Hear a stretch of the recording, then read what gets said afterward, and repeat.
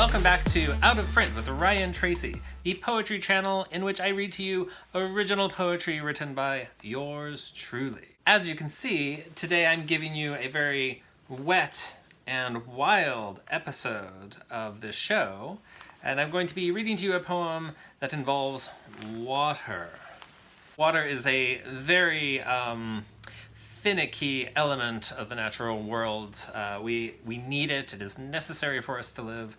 We must drink it, but if there's too much of it, it can kill us.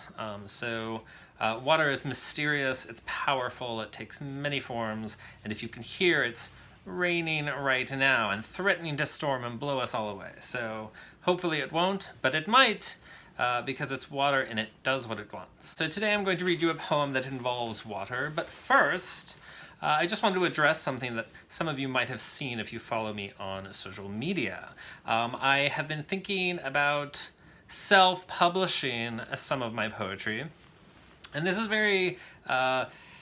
very involved decision or idea even, because as you know, and as you can tell, or as you have heard me say, Out of Print is a forum for me to read poems of mine that have not been printed. One of the thought processes behind that is that if I self-publish something, then it is off limits to big publishers who would actually want to publish this work. So I thought that having a YouTube channel in which I read the poems would be a way to get the poetry out there without sort of compromising the poetry's viability for actual print, because I'm not against print. I love print. I want print. I want to be printed. I want to be published. The whole point of writing a poem or making a piece of art or writing anything is because you want people to interact with it and experience it. So I've started this channel so you, my lovely audience, can experience the poetry in an online forum where the poems are not published and printed. At the same time, anyone out there who's a writer knows that the vast majority of what you write is unlikely to be published. And this can be very frustrating if you've been, say, writing poems for 20 years plus and have just, a vault of poems just sitting there that nobody's reading and nobody's heard of and nobody's appreciating or hating or despising. So I started this channel to get my poetry out there, but of course, getting the poetry out there has only made me want to publish it more and more. So I went onto Instagram and I did an Instagram poll and on Facebook too, and asked people, A, would you buy a book of my poetry if I published it? B, I asked if you would prefer an ebook of poems or a physical hard copy printed book of poetry on paper. And C, I asked if you would prefer a small chapbook or a large, big, giant, complete works of Ryan Tracy. And the results are in. Most of you said you would buy a book of my poetry. Most of you who responded. A few people didn't, and I certainly appreciate the honesty. In terms of ebook versus printed book, it was almost unanimous. All of you want paper books.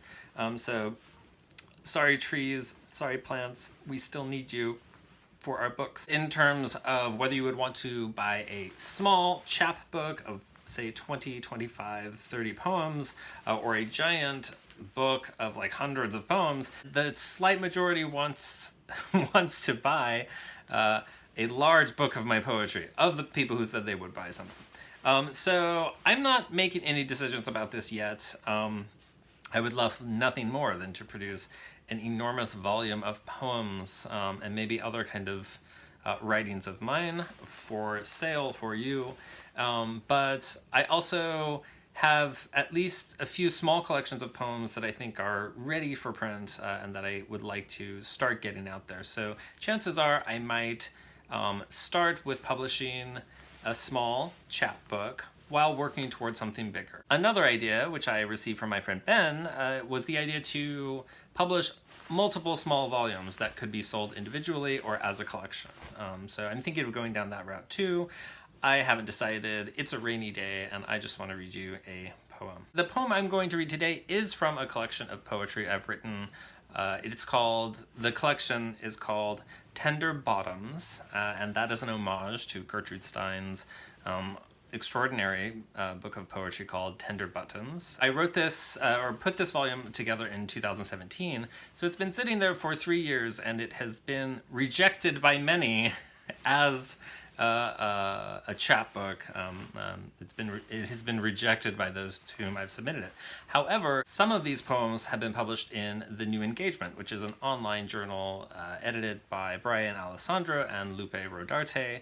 So I put the link down there so you can click and read the collections from Tender Bottoms that have been published on The New Engagement. And one poem was published recently by the Gay and Lesbian Review. So some of this poetry has gotten out there, but the vast majority hasn't. And since I'm thinking of self-publishing Tender Bottoms first, if that's the route I'm going to go down, I thought it would be good to read to you one of the poems from that volume. So the poem I'm going to read you today is about a dishwasher, or my dishwasher, or dishwashers in general. You know, dishwashers are very important machines. The main thing that makes them important is that they do the work for us, or they do work for us that we don't want to do ourselves. And I don't know about you, but I love to run the dishwasher at night right before I go to bed. And there's something about that, the sound and the noise of the dishwasher that I find calming. And it makes me feel safe, and it makes me relax and be able to fall asleep. I mean, I don't do it every night. I don't turn on the dishwasher every night and then roll over and go to bed. But when I run the dishwasher, I try to run it at night because that is just what feels right. So I wrote a poem about it, and I'm going to read it to you. It is one of my favorite poems to read out loud, and hopefully you will hear why that is. I'm just going to read it. I might say something about it afterward, but here goes. This poem is called Run the Dishwasher at Night. So that it hums. Run the dishwasher at night so that it runs. And so, the dishwasher runs at night. So it hums. I love this dishwasher. I fight for this dishwasher. I struggle for it. I ask it to be filled. I ask it to be emptied. I fill it and I empty it. I buy it soap. Soap during the day and soap at night.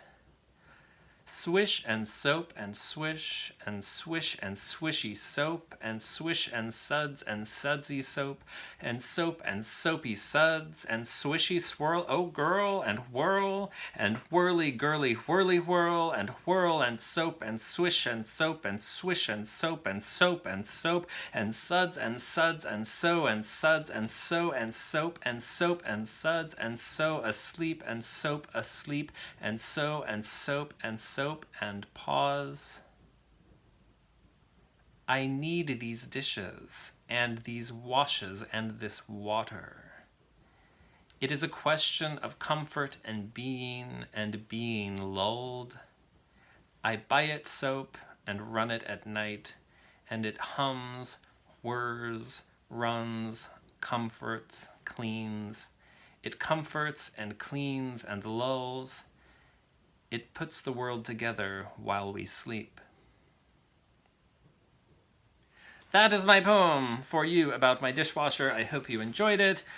Please leave comments, subscribe, check out my website, my Instagram, my Facebook, or wherever all of those things are. And also check on the links below to read my poetry on The New Engagement. Tell your friends that I have a poetry channel on YouTube and that they should watch it and subscribe as well. Happy National Poetry Month, and I hope wherever you are and whoever you are watching this that you have a dishwasher that you can turn on at night and fall asleep to the beautiful sounds of a machine that does work for you. Thank you for watching, and I will see you next time. Bye!